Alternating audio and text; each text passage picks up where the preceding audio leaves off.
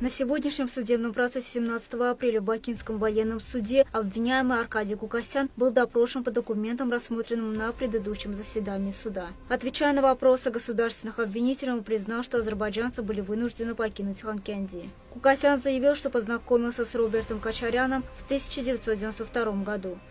Əziz dostlar, burada qondarma rejimin keçmiş prezidenti, indi bizim türmədə çay içən Arkadiy Gukasyan deyir ki, Robert Koçaryanla güya ki tanış olub 1992-ci ildə.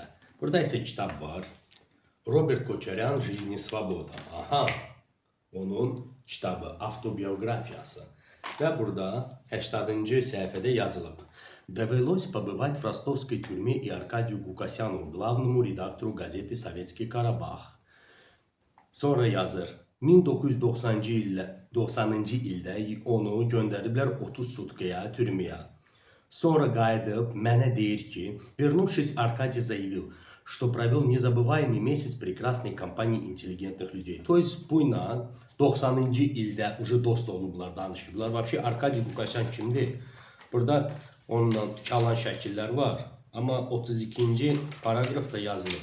Гукасян – армянский государственный и политический деятель, один из лидеров Карабахского движения. Карабахское движение yaradılıb 1987-də Xankəndidə. İndi mənim bir sualım var. Bu necə ola bilər ki, o ilə 92-də tanış olub?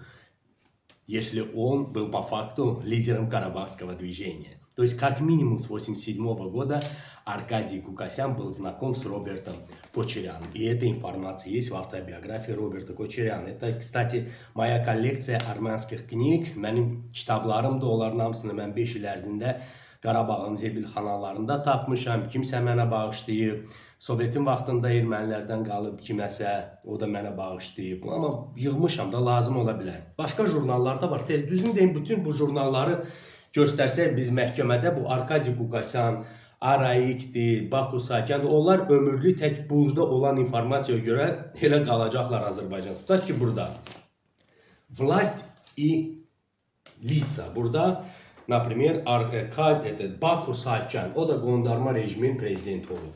O burada yazır, nə qədər qızıl onlar götürüblər Kəlbəcərdən. Bir il ərzində orada 1600.000 руда. Они 1600 тысяч ton компания Base Metals обрабатывала. Təmiz gəlir 18,5 milyard dram. O təxminən 48 milyon dollar eləyir bir ilə. Bir ilə təsəvvür eləyin. Base Metals. Təsəvvür eləyin 30 ilə nə qədər bunlar qazandılar. Arkadiy Gukasyan bunu deyir. Sonra burada bizim o biri çay içən dostumuz var. Arayik Harutyunyan. O da hansısa zavodu açır. Arayik Harutyunyan. Sonra burada həmin Arkadiy Gukasyan. Güya ki onu tanımırdı Koçaryanı. O burada kredit verir. Kim Qarabağın ağaclarını kəsir, doğrayır, mebel düzəldir, nəyisə eləyirdi. Субъектам малого и среднего бизнеса будут предоставлены кредиты в объеме 800 миллионов драм.